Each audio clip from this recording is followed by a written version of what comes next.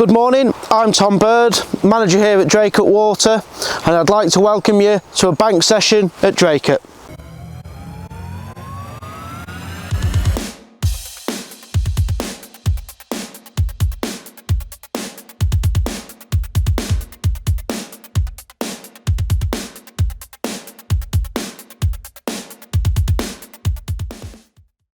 Morning and welcome to the banks of Draycote. Today we're going to be looking a bit at bank fishing.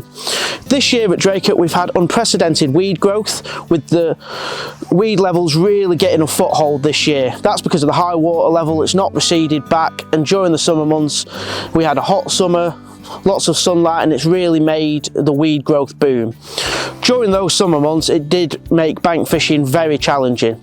However, you are still able to catch on the bank. You've just got to tailor your approach on how you're going to do it. So today we're going to look at some of the techniques about fishing over the top of the weed, talk about safety with the weed, how to wade out, and basically see if it's a friend or a foe. I'm just going to give you a bit of a rundown with some of the kit I've chosen and why I've chosen that today for bank fishing. So let's start with the rod.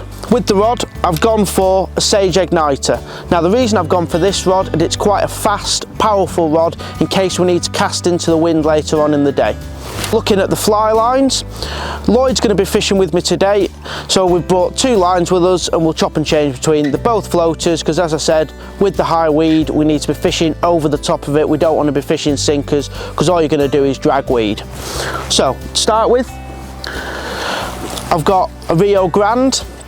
Now the reason I've gone for the Rio Grande is it's a short head, so when you're fishing the bank you don't want to be aerialising a lot of line behind you, because obviously there's a risk you're going to get caught on sort of trees, little bits of stumps, the grass if you drop your rod too far. So you want a short headed line that's going to load the rod quickly, and then you'll be able to punch it out and deliver a nice long cast to get over the weed and hopefully land those fish.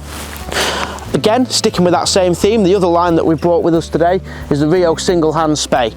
Now, the Rio Single Hand Spey is a perfect line for the bank. It's a really short head, 36 feet, a lot of weight at the back, so it gives a really stable loop, and it's nicely tapered down towards the tip, so it gives a nice delicate presentation when you're turning over maybe a washing line or something like that.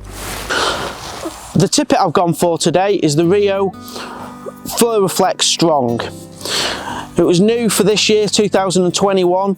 The good thing about it is its strength against the diameter. It's really nice and thin. In fact, it's as thin as some of the other brands, 8 pounds. But for here, for the 2X, it's 11.2. The reason I've gone for that is it's nice and thin, so you're going to be able to fish your nymphs on it, but it's still strong enough to be able to fish lures, and also, if we need to, if those fish really go for that weed, hold them on the nice firm rod we've got and lift them over that weed and hopefully get them into the net. After that, we've got our fly selection. On the bank, I don't think you need to carry a massive array of flies. In here, we've got a bit of a selection. So as the season's coming towards the end, we're in sort of late October now, we've got some shrimps, some snakes, a couple of fabs, because the buzzer hatches have started to sort of dwindle down now, so they're going to start turning their attention to your fry patterns, which are what the snakes imitate. I've got some floating fry in there, and also at Draycote we've got the invasive shrimp species, the demon shrimp. So again, as the boats start to sort of struggle, drop deep, the bank angler can really come alive now. Those shrimps, they're going to be tight into the margins, the fish are going to follow them looking for some nice protein rich food sources, and we can imitate those with the shrimp patterns that we've got in here, and also some roughed up hare's ears, and hopefully that'll provide some good bank sport going in through October, November.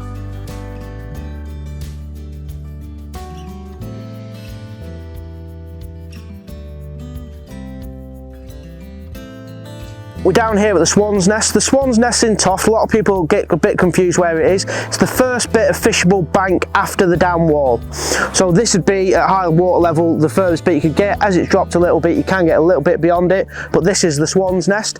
So we're going to start, both me and Lloyd are going to fish today, and we've gone for very different approaches. I've gone for a washing line with a small minky booby on the point, and then I've got shrimp patterns on the droppers. That one one's a killer cruncher and this one is a Rob's Foams Hare's Ear from Fulham Mill. Lloyd's gone for a single weighted white snake. That's from Fario. It's a 5 centimetre one. He's going to wade out, varies retrieve, roly-poly, figure of 8. What I'm going to do, chuck it out, straighten it all up, and then just nice slow figure 8, let it drift round. I've got the best of both worlds, fry patterns and the shrimps. So we're just about to wade out and begin the fishing for the morning. Obviously with the weed, one of the issues can be safety as you're wading out. You don't want to sort of get your feet caught up, trip up, end up going for a swim. Makes for not a very good fishing day if you're very wet. So what I've got here is quite a nice long landing net, and what I'm going to do is I'm going to wade out and sort of use it a bit like a wading staff and poke in front of me to make sure that the weed's not too thick and I can get to the edge of it. Just about to get fishing. Let's see how the day goes.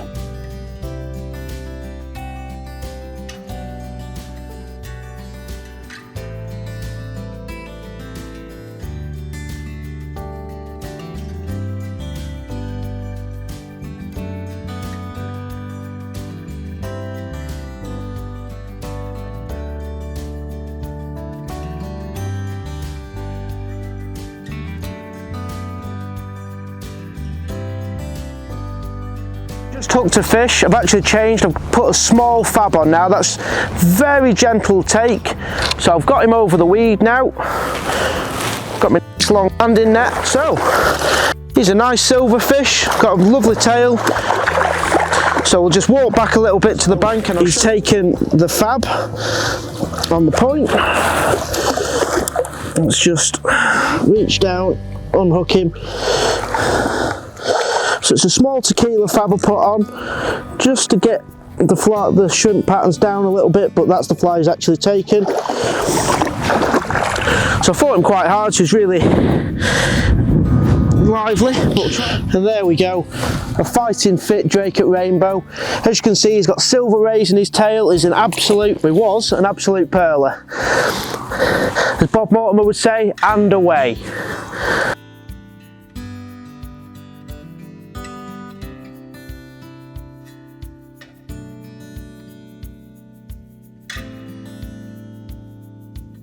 Moved a little bit down the bank in Toft. One of the reasons was we had a fish each up there, but we weren't really getting any more interest, so we thought we'd come and give it a go down here.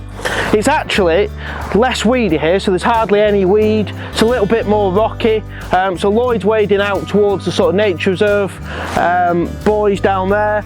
I'm going to give it a go here with the washing line. Like I said, I don't need to wade out that far. I've just gone in a little bit to sort of assess the weed. Noticed it wasn't too bad, so I'll start here, start quite shallow and close in, and then if I need to, I'll start wading out further and further, hopefully encountering the fish.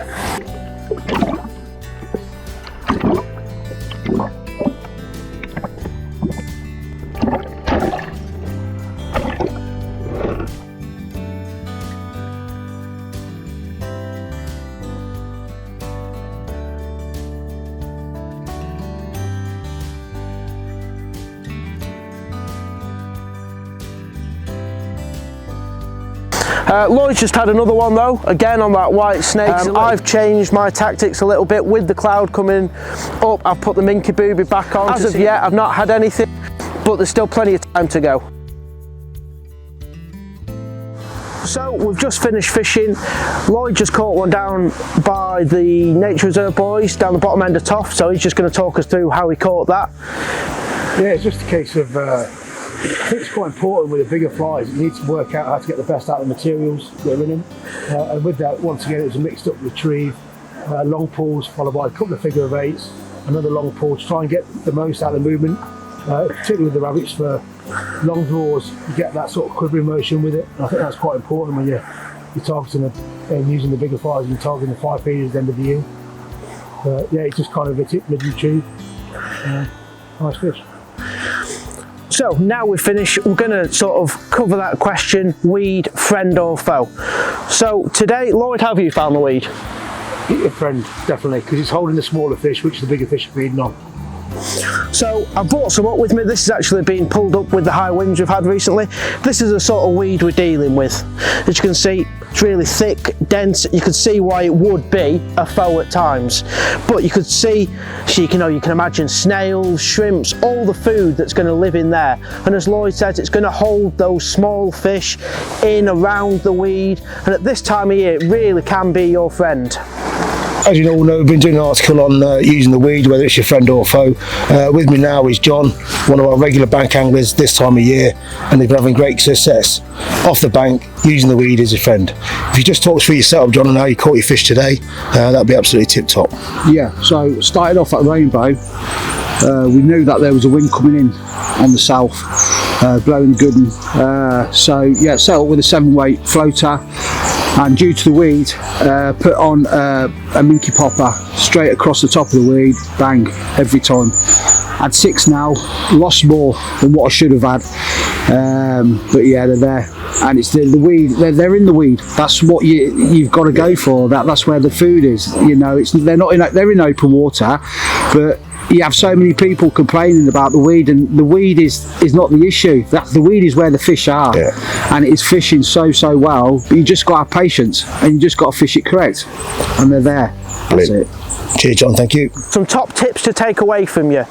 Long handled wading net, really handy. You saw me have it behind me when I had my first fish stuck in the ground. You can use it to prod where you're going. Make sure you're not going to suddenly wade into really thick weed.